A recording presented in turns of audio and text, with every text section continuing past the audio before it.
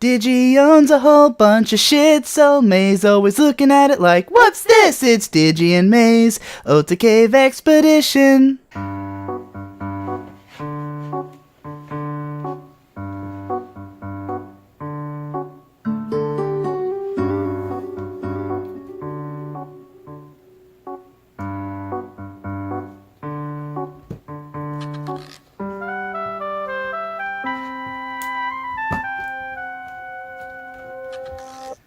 Knock it all over. It's fucking happening. Oh my god. This is dangerous. You got it, baby. I got it. I fucking did it. This thing.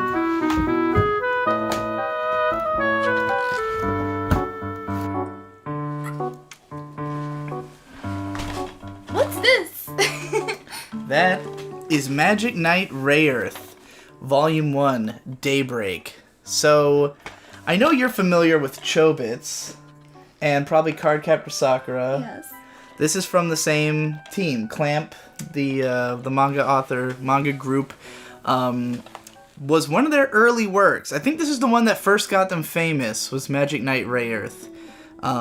It's like 39 episodes for the first show, and then there's a second season.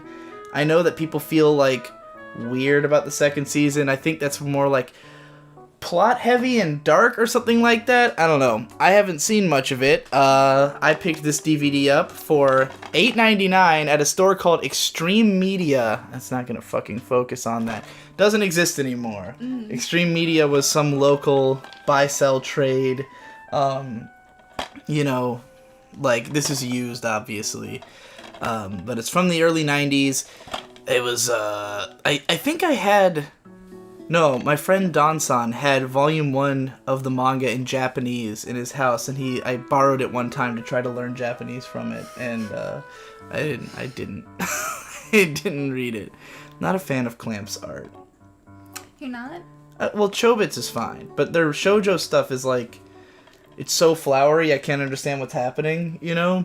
Like sometimes there's like no backgrounds. Characters are just in a white void, and I don't know what the fuck's going on.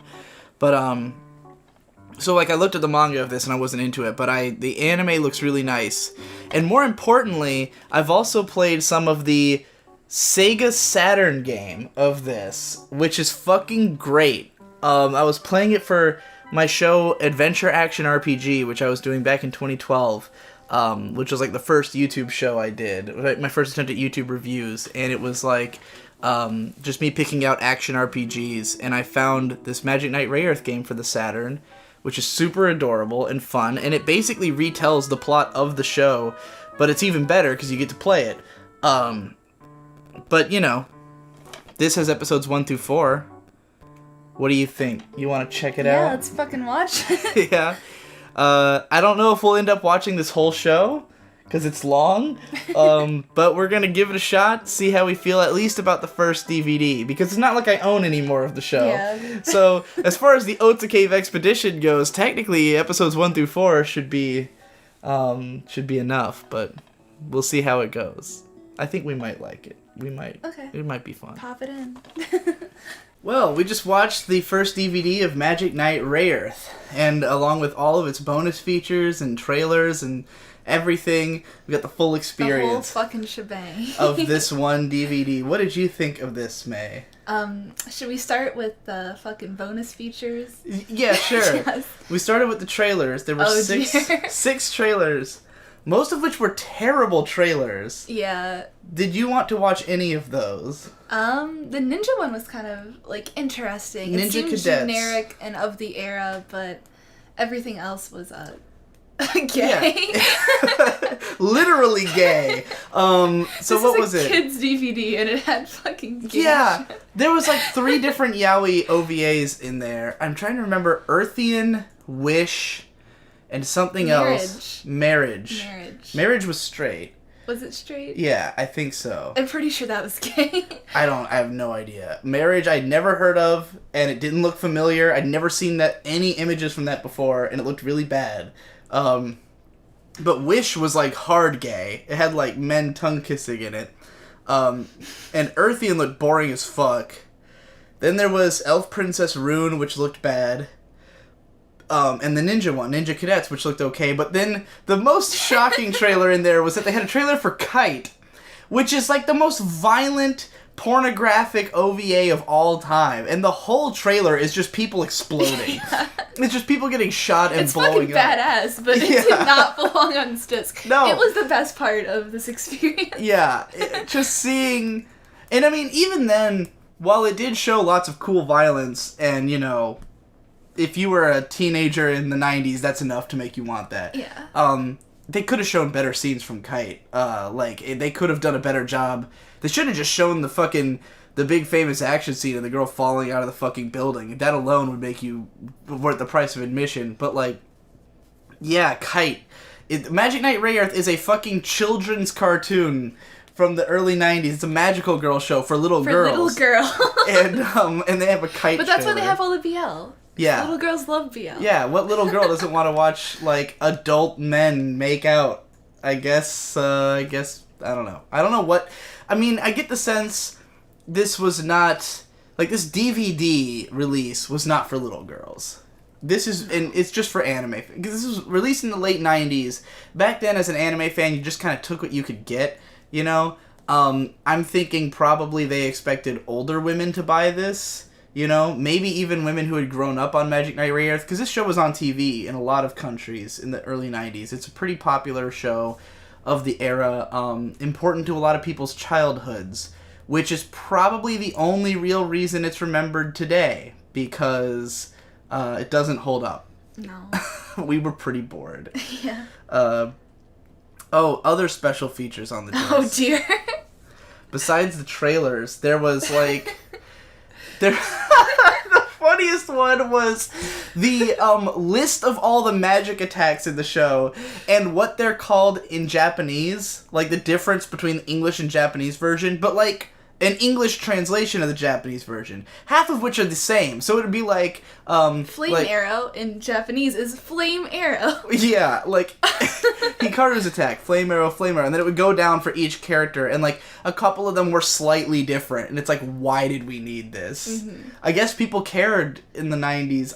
I can see it though, because I remember when I was first getting into anime in the early 2000s, like 2001 or 2, there were lots of fan sites that would just have lists of this information. Yeah. You know, so I guess people cared back then, but good lord, who fucking gives a shit?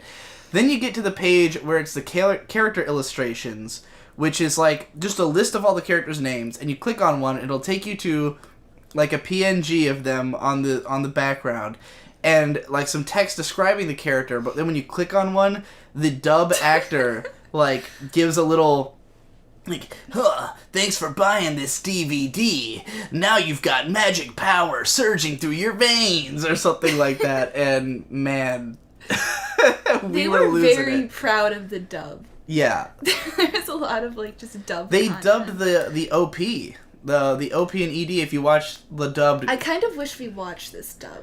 I kind of did. I thought about changing it after episode 2, but I forgot that I had thought that because I was constantly warping in and out of consciousness throughout this disc. Like I kept having thoughts and then losing them because I was like in a fucking trance-like state watching this.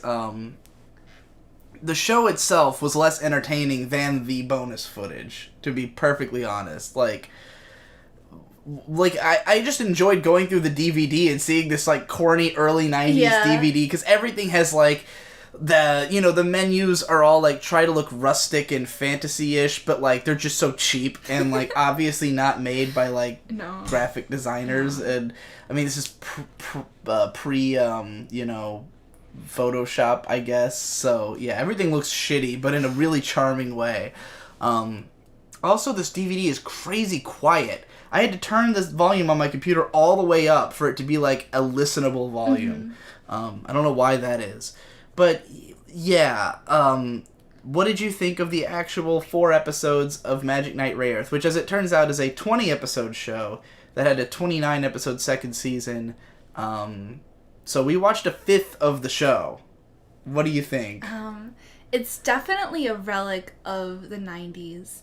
Yeah. Like, watching this today, it just felt really generic and boring, and, like, you've seen this all before. Like, if you're into fantasy, like, yeah, it's cool for 5 minutes, like, oh, they're in a fantasy world, oh, they have fucking fantasy powers, oh, they're magical girls, but, like, I can't really say a lot of great things about it. No, and I mean, even for the time, the fantasy world itself would have been horribly generic. Yeah. I think the only selling point of this show was that the main characters are girls.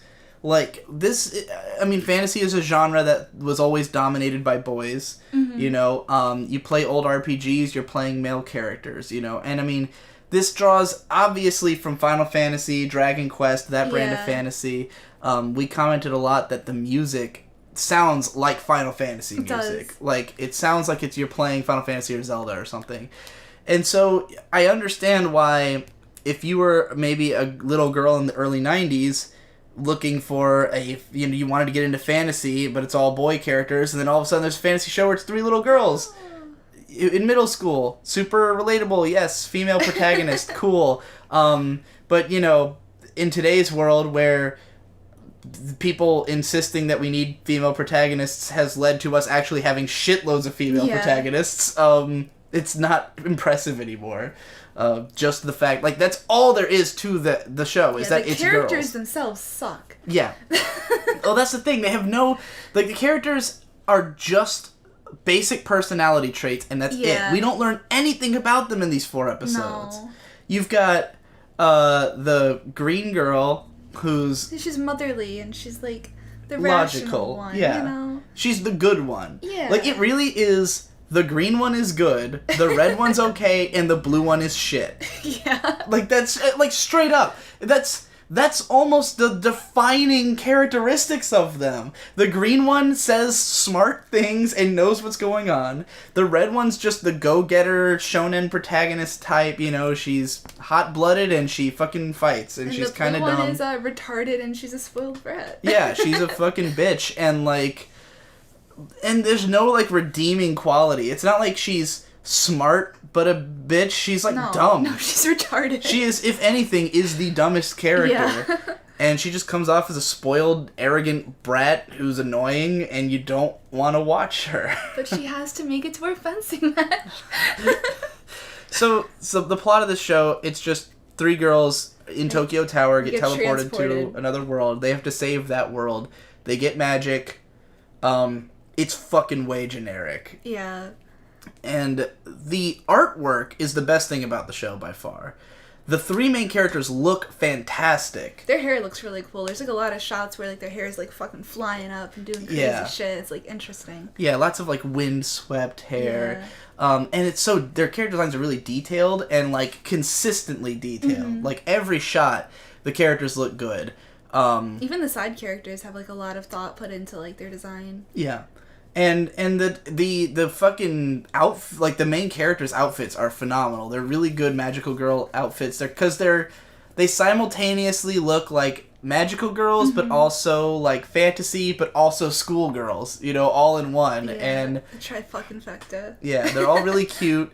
They're all I don't know. I would totally buy a toy of the main girl. You know, like, if I liked the show, which I don't, unfortunately. But, like, yeah, they're really good designs, and this show does a great job of bringing the designs to animation, which is kind of a problem with Clamp shows. They're not known for being easy to adapt. Cardcaptor Sakura is a great-looking show, but if you look at, like, XXX Holic or Tokyo... I mean, why do I keep saying Tokyo?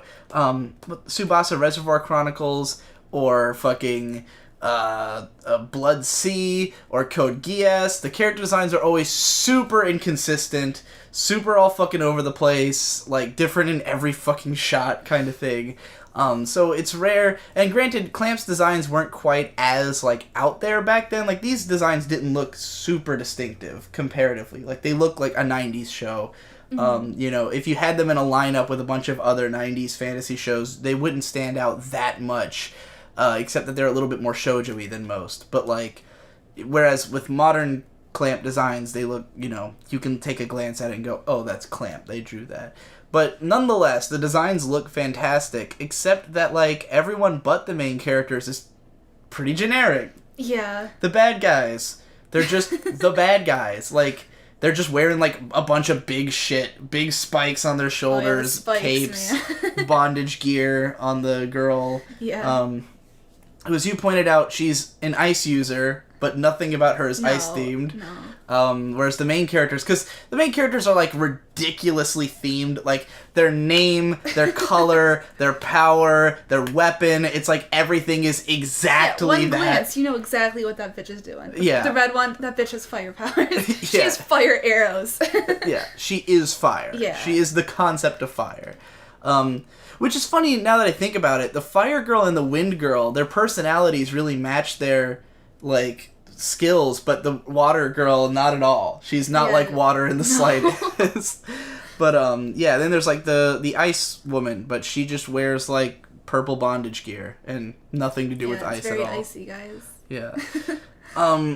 The monster designs are all, like they're well drawn, but they're just completely generic fantasy monsters. Like, you would, none of them stand out. None of them you would pick out of a lineup. They just look like Yu-Gi-Oh cards, like forgettable Yu-Gi-Oh cards.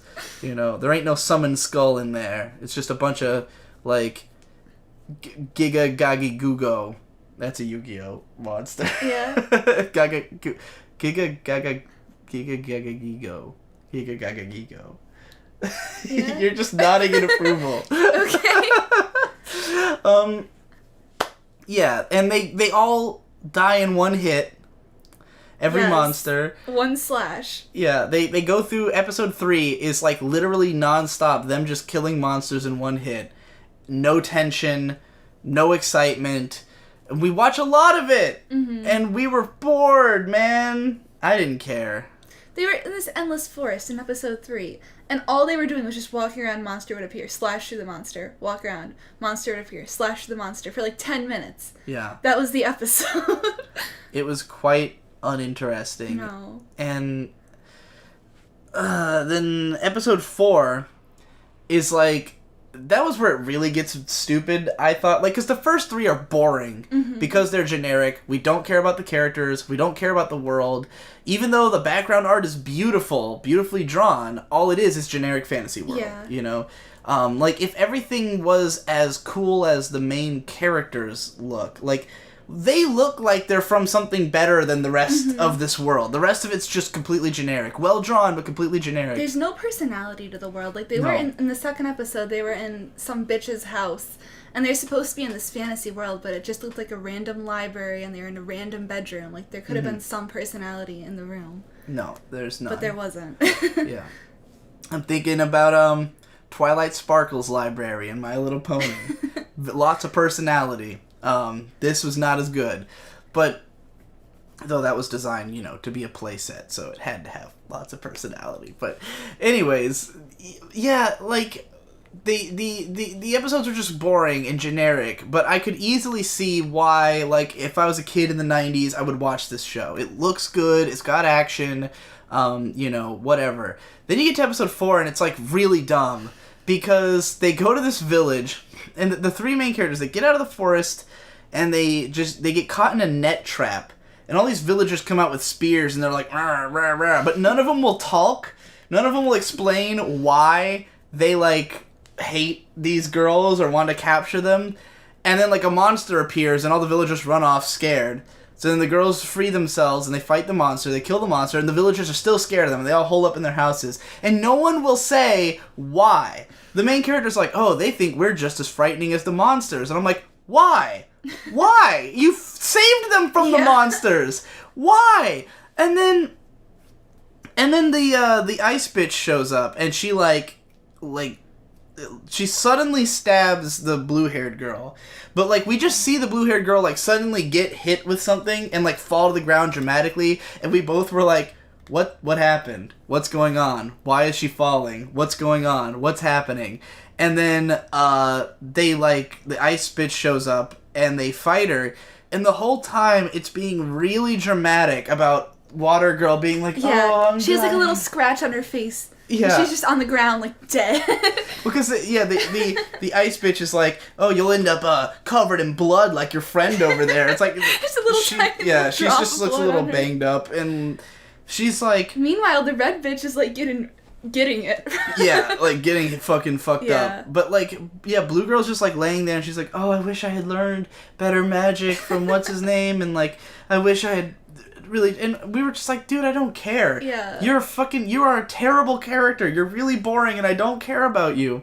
So, yeah, it was hard to like sit through all the melodramatic shit with these characters that I have no attachment to because I don't know anything about them. I literally don't know anything about them other than the one girl does fencing, and they're all in middle school. That's it. Yeah. That's it. So, do you think you'd ever watch more Magic Knight Rayer? No. I got a good taste. Here's the funny part for me is that I remember not really caring for those 4 episodes when I saw... Because I've seen this DVD before, back when I bought it. But I bought it in, like, 2007 or 8. So it's been almost 10 years since I watched it. And at the time... I think because I had thought of this show as like a classic, as like a legendary show that was a big deal to a lot of people, I put it on hold and always intended to get back to it. Watching it again, I'm like, okay, I was right the first time. Like, this obviously is not for me. I shouldn't have put this on hold. I should have dropped this. But I just thought, oh, I have to watch it because it's a classic, you know? But the funny thing is, in the time between them, I played, as I mentioned before, the video game, the Sega Saturn game, which I think is legitimately the better version of this story, because the anime just has so much extra shit. Like, basically, each episode is like, there's an exposition dump, and then a bunch of bullshit that doesn't matter. They fight a bunch of monsters that you don't care about, that aren't interesting, there's no cool fights. You know, they'll meet a character like halfway through the episode and have a couple minutes of dialogue with that character, and then they'll fight a million monsters, and it's really boring. How do you make that exact same thing fun? You get to fight the monsters. Yeah. And that's exactly what the game is. Like, it starts off with the cutscene of, like, them getting all their powers explained, and then you play through a level, you kill a bunch of monsters to get to the house of the lady in the cave. And then you get that cutscene of her explaining stuff, and then you fight a bunch of monsters, or you fight the mud monster as a boss. And it's literally the exact same thing, but instead of watching a bunch of shit you don't care about, you play and have fun, and the game's pretty cool because it's an action RPG. You know, I'd still love to play the game, because I legitimately think it's a better version of the show, and it looks really cool, too, because they, like, recreate scenes from the show, but in pixel art. Oh, it's so, yeah, it's kind of dope. So, I would recommend skip Magic Knight Rayer, the anime, unless, I mean, if you grew up with it, you probably still care about it. But I would recommend skipping the anime, downloading a Saturn emulator, figuring out how to make it run, which is not easy, and then playing the video game. The only reason I don't recommend buying it is that it's $300 and really rare. I was at this place called Retro Game Trader in Portland, which is like a huge video game store that has like virtually every fucking game. And they had like a wanted list up on the wall of like games they're trying to hunt for, and Magic Knight Rayer was on there, and they were like, yeah, we're offering like $300 for that game. And I was like, fuck, dude. Because I've always wanted to own it. Like, I want a Saturn just to own that game, but there's no way I'd pay $300 for a video game. Alright, well, that's all I have to say about this show. Me too. So, do you want to do another one? Sure. Let's do another one.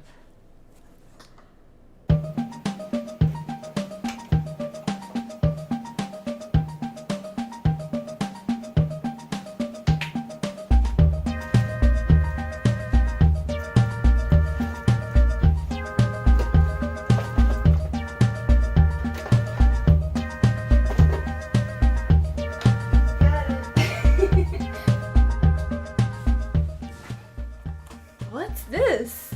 Fancy Lala. Okay.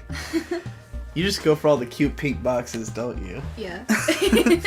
Fancy Lala is a magical girl show, also from the 90s, not unlike the last one. This one's about an idol girl, though. She turns into like an older version of herself and sings as an idol singer. This is a pretty well-regarded show, I think, among magical girl fans. I don't know too much about it. I've only seen the first episode, so I think I watched the first episode online, bought this disc intending to watch more, and didn't. So, how many episodes we got? 5? Yeah, So she gets scouted and becomes an idol. I don't know much about it other than that. It's from director Takahiro Omori, who later went on to do Bakano and Do-Da-Da-Da. And some other pretty good stuff. So, yeah, he's an alright director. Let's give it a go. Yeah, I'm excited. Let's give it a go. Let's do it. Alright, well, we just watched the first DVD of Fancy Lala. And, had a good time. Adorable. You were way into this. I loved it. Tell me why you liked this so much. I really love the main girl, Miho, I think her name was. Yeah. She just, like, reminded me a lot of how I was when I was her age. Yeah. In what way? Well, she's very artistic, and, like, the whole entire show, she's, like, always drawing, like, different outfits and shit. And she's like, oh, I want to be a cartoonist when I grow up, and I was all about that. I was always, like, dreaming about what I'd be like when I was older, and it just, like, struck a chord with me. Mm-hmm. She has stars in her eyes, too. Like, even though she's, like, introducing herself to, like, her class, she's, like, super, like, autistic about it. But she, like, still wants to be a fucking star. Yeah. She thinks she's gonna be famous, even though she literally can't even talk to a classroom full of students. But this is a magical girl show of a sort, a magical idol show, because our main character, Miho, the little girl, transforms into a 15-year-old version of herself. Why does her hair turn blue? I don't know. There's no reason other than magic. And she becomes an idol because she pretty much immediately gets scouted for being adorable. Yeah. And it's not really clear. It's not really clear. It's not really clear why she has this power, because there's these two little dinosaur creatures which are adorable. And generally in a magical girl show, usually there's like one or two little mascot characters who show up and they're like, oh, we need you to have this power to, like, fight these monsters that are attacking our world, or, like, to do this or that. They never really explain what they need her for. They're just like, hey, we came to this world and we're giving you powers. Roll with it. Yeah. You know? And I guess it doesn't matter, because, like, the show's not really about that. The powers are really just to facilitate the character arc of Miho herself. And the coolest thing about the powers is that it's not just that she turns older, but also that she can draw clothes and bring them to reality through the power. Mm-hmm. And you were way into these clothes. Yes. Every time she transforms, it is a different outfit, and it's a different outfit that she draws. She has to actually physically put the outfit on, which is a fucking conundrum sometimes. Yeah. But it's she has to put it on before she transforms, is the funny part, because she just has to wear, like, baggy ass clothes that don't fit her and then transform to fit the clothes, which is cool. And so, like, what that facilitates is a transformation sequence, which, even though the, like, animation is the same every time, they actually redo this animation in every fucking outfit she wears. So, like, every episode she wears a different outfit, and yeah, she'll transform to fit it, and, like, you see her, like, growing into the outfit. Mm-hmm. But it's always different, and like, it kind of boggles my mind, because, like, the reason the transformation sequence exists in magical girl shows is to waste time in the episode. Like, it's a cost-cutting technique. You save a minute and a half on animation by showing the same animation you showed in every other episode. But this is not cost-cutting, and this is a cel-animated show, so it's not like if you did this today, you could easily just have layers, you know, and just delete the layers and replace them with something else. This, I don't know, I'm guessing it's traced, like, because it's the exact same animation, except that the clothes are all different. And, I mean, maybe some of it's recolored, because a lot of the outfits are kind of similar. Like, they usually have a turtleneck, I've noticed. But, like, I don't know. They're different enough that it's impressive that they animated it every time. Draw a lot of it. Like. Yeah. And this show is beautiful. That's another thing to say. This is a Studio Pierrot show from what exact year did this come out in Japan? I'm wondering. I cannot... Because this DVD came out in 2001... But I'm not seeing any... Cause I know this is from the mid-90s. Studio Pierrot, in their heyday, They did shit like Yu Yu Hakusho and Ninku leading up to this, which are really well animated shows. And the background art is gorgeous. The character designs are gorgeous. The animation's really nice. Everything looks good. It never looks like shit. And it's interesting watching this right after Magic Knight Rayearth, because they're not that far apart in terms of when they came out. Yeah. Like, this might have been a few years later. And granted, Magic Knight Rayearth is going for a rustic look. You know, it's like, it's supposed to be a fantasy show. It's supposed to take place in like a classic fantasy world, but it looks so much more dated than this show. Mm-hmm. This holds up really well. Like, this looks contemporary and modern. And granted, again, it's set in a contemporary setting, but of the 90s. And like, while it does, like, there's hints that, okay, this takes place in the 90s, it looks as good now as it must have back then. Magic Knight Rayearth feels like it is firmly in the 90s and should not have been watched at any date after the 90s, you know. This feels relevant even now. Looks great, really well directed. Takahiro Mori is a good guy. It is slow, but in a good way. Yeah. Similar to Cardcaptor Sakura, I would say. That show's also pretty slow, but that one's a little bit more like action-y. This one's it's just a slice of life show, really, that happens to have a girl who could transform. Mm-hmm. Do you have anything else you want to bring up about it? I thought it was really interesting that they waited until episode 5 for her to, like, actually sing, because part of her, she's an idol. It's like... This show's very deliberately paced. Yeah. And it even...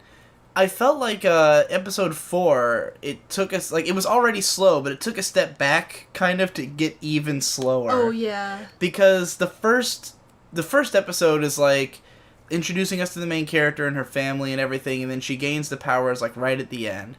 And then in episode 2, it's about her getting scouted by the talent agency, and that happens pretty quick.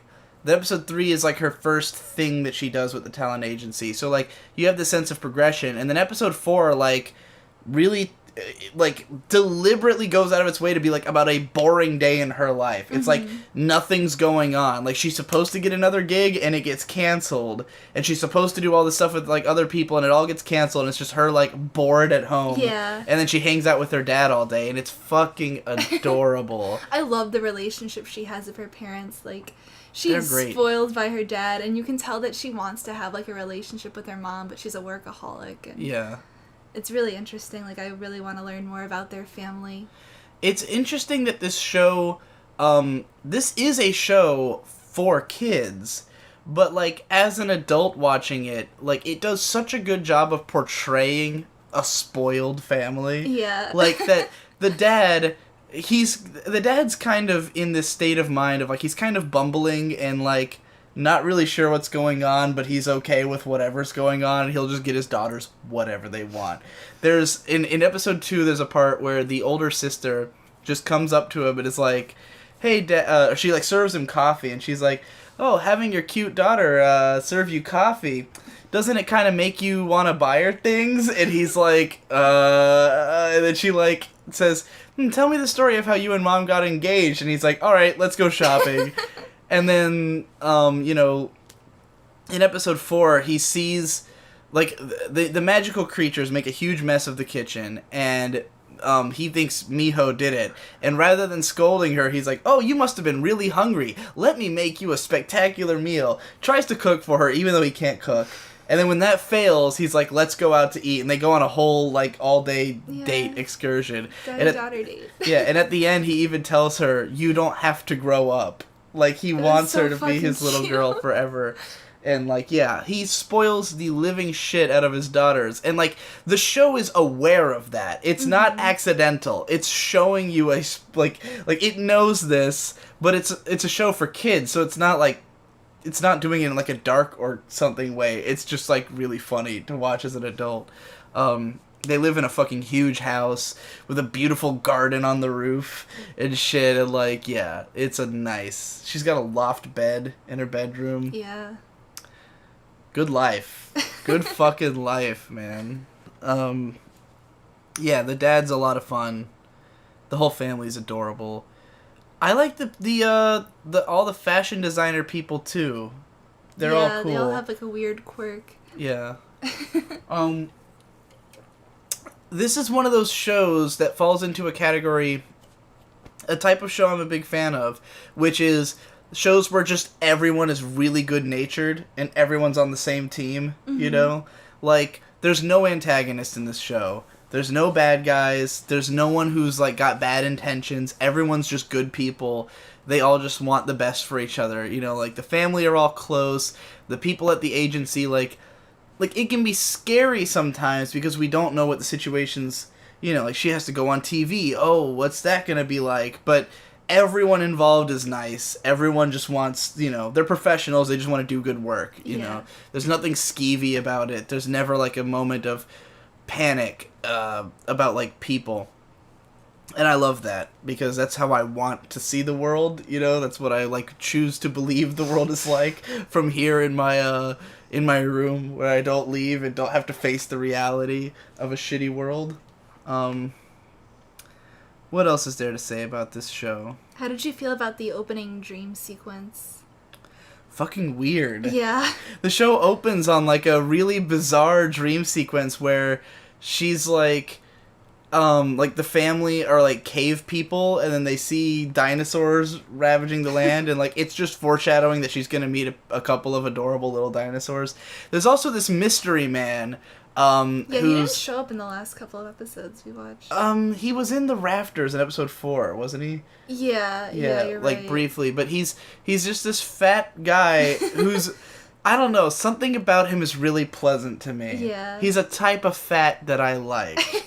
I would hug that mystery man. I would hug him as well. But it's just like some weird guy who shows up and, like, obviously knows what's going on, but, like, and that's the other thing about the show. There's magic in it, but it's, like, it is kept to an absolute minimum. Like, it's just there to facilitate the characterization of Miho.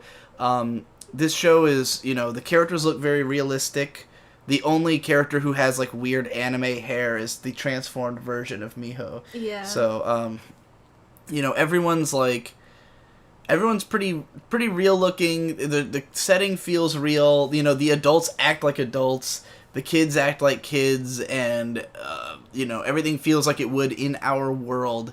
The only thing magical about it is that there's these two little dinosaurs that make it so Miho can transform, and they occasionally do little magic stuff on the side, but, like, there's no other magical people, there's no plot revolving around the magic, like, it's just there to facilitate this plot about this little girl who transforms into a slightly older girl and is a pop idol, you know?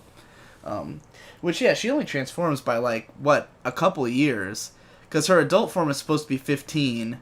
She's, like, probably 9. Yeah, she's, like, 9 or 10, so, you know, she's only transforming up by a little bit. Yeah. But it's enough that she can be a model in Japan's fucked up modeling industry, where 15-year-olds are scouted off the streets of Harajuku to go fucking be on TV and shit without their parents' permission. What was your favorite outfit? Oh, man. Probably the yellow one in episode 5 with the big hat. I like big hats. What was yours? Definitely the first one. I love that, like, the pink shirt with, like, the see-through raincoat thing. I thought that was really fucking cute. I would totally wear that. Is there anything in the show you wouldn't wear? Some of her, like, tomboy outfits are just, like, they're a little too boyish. Yeah, she had, like, the boy short of, like, the, like, fucking hoodie thing, and it's like, you look like a little boy. Yeah. But it's still cute. I just wouldn't wear it. I think that's kind of a 90s style. Yeah, definitely. It is very 90s. Nobody wears that now. I mean, all of it's very 90s, but a lot of them are still adorable and still totally cool. I love the big hats. Like, the yellow outfit has the big hat. Do you have any other comments on stuff like the fashion design? The fucking way that the little dinosaurs turn into different accessories. Oh my gosh, yes. There's a scene, because the first time happens because they start off, they turn into bracelets, and then they're like, she's like, oh, the bracelets don't go with the outfit, so, like, cool, so they become earrings, which we were like, oh, that's adorable. Then in the next episode, they turn into fucking sunglasses, and it was so cool. We were like, yes. If you like fashion, like, if you like clothes, you should watch this Definitely. show. Like, no question. It goes so far. Like, everyone's well dressed. All the side characters, everyone in the background. I mean, again, it's very 90s fashion, but, like, it's good. It's good outfits. And Miho's got a great sense for outfits and, comes up with lots of cute shit. And, again, different outfit transformation sequence every single fucking episode. And also, if you just like super cozy, fucking laid back shows, like, this is the comfiest shit in the world. I mean, every episode is just like, lay the fuck back and watch it. But it feels good because it's so well directed and timed and like every scene is paced really well, and the images are paced well. It's pleasant to look at. It's pleasant to watch. And one more thing I really like about Miho is the fact, again, that she is, like, a competent manga artist. Like, even though she wants, like, her main thing is she wants to be famous and she wants to do all this idol work, like, she still sees herself as eventually becoming a manga artist. Like, that's what she's always been kind of working up towards and what she sees as, like, her eventual career. And she's good at it. So it feels like that is actually what she will be doing. Like, I mean, by the end of the show, assumably, she's either going to lose her fancy Lala powers or something. Like, she's surely not going to keep transforming into this forever, and eventually she'll just be 15.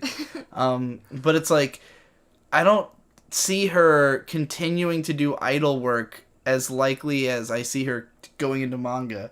So it's kind of interesting to think of this as like a random phase in her life where this is just a thing she was doing. Like, it's not even really connected to her goals. It's not like she's living her dreams by transforming, which there's a similar magical girl show to this, Full Moon o Sagashite, which is another little girl who transforms into an older version of herself to be a pop idol, but like, her goal was to be a pop idol. That's what she wanted, In this show, it's just, like, totally a tangent. It has nothing to do with what her goals were, other than that she wants to be famous. I think she's way more into the guy, like the drama guy, than the actual modeling. Yeah, she's more into the fact that there's her celebrity crush is involved in all of this, who seems like a fun guy. Yes. Going by the last episode we watched. This show is 26 episodes long. We watched the first 5 on this DVD. How likely are you to finish this show? I really want to finish. I want to watch more of it at least. I don't know if I would watch the whole thing, but... I feel like it seems like it's gonna go places. Yeah. You were out of the room when the next episode preview was coming on, but I think there's gonna be a love triangle between Fancy Lala, the celebrity crush, and the girl who he's like dating. So that's what they were setting up. So I think this show could go places. And the fact that it's only 26 episodes long is promising to me. We're in the middle of watching Animal Tante Kiruminzu at the same time, which is fucking great. But it's 50 episodes long, and we're right in the middle of the totally unnecessary episodes segment of the show, where it's like, because it had to be 50 episodes, there's a bunch of bullshit episodes that don't need to happen. And I don't feel like this will have that, because it's 26 episodes. And so far, even the slower episodes have felt meaningful. Like, her just hanging out with her dad and stuff gave us such a good portrait of their characters that, I don't know. I don't see this one going downhill. Yeah, there's 21 more transformation sequences we have to see. 21 more fucking adorable outfits. Yeah. So, I think that's a sterling recommendation from both of us. 2 thumbs up. A big contrast between fucking Magic Knight Ray Earth, Which I'm glad that we have like another magical girl show from the 90s that we just happened to pick up and we both really liked, as opposed to the one that we didn't like at all. So, it has nothing to do with the genre or time period.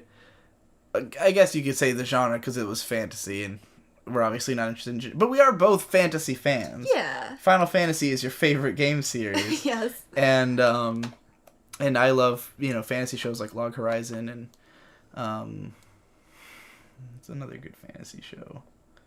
SAO. Kidding. What's a good fantasy anime? Konosuba. There you go. Yeah.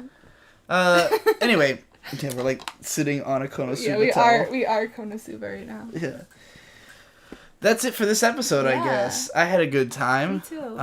Digi and May's Otacave expedition will continue in the future, unless everyone hates it for some reason. They probably will. But I enjoyed it. It was fun. And this is basically, I've always wanted, I've said this before in vlogs, that I've always wanted a show that's just about pulling things off my shelf and watching them. And I've never had, it's always weird to do that myself, because I'm going to go in there with like, oh, it's got to be this most obscure thing in my collection. Let me find, this thing that I have no interest in watching right now, but I got to play it. It's much easier to have someone else pick it for me. And then it's just like, well, whatever you picked, that's what we're doing, and I had this on hold with 2 episodes for the last 7 years, so we finally continued it, and it's a good time. Maybe we'll even finish it, but she's as bad at finishing stuff as I am, so who knows. That's it, bye. Bye.